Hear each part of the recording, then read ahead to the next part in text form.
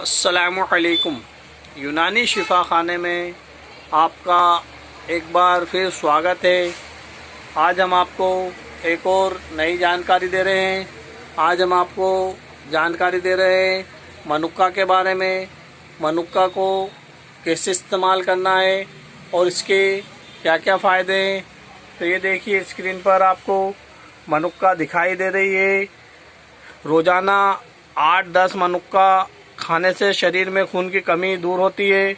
इसमें काफ़ी मात्रा में आयरन पाया जाता है, जो एनीमिया को दूर करने में और खून को बढ़ाने में मदद करता है। साथ ही इसमें मौजूद कॉपर रेड सेल्स को बनाने में सहायता करता है।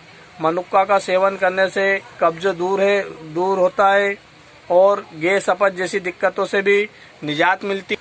अगर स्वाद के लिए आपको मनुक्का खाना है तो किसी भी टाइम आप 2 से 4 मनुक्का तक खा सकते हैं। वैसे तो इसमें कोई हर्ज नहीं है, आप ज़्यादा भी खा लें, पर नियमित मनुक्का खाने से आपको बहुत ही ज़्यादा लाभ मिलेगा।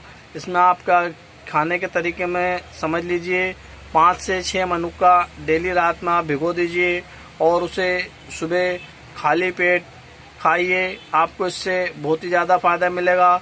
आपका खून तेज़ी से बढ़ेगा और आपको कमज़ोरी महसूस होती है तो उसमें भी आपको बहुत ही लाभ मिलेगा।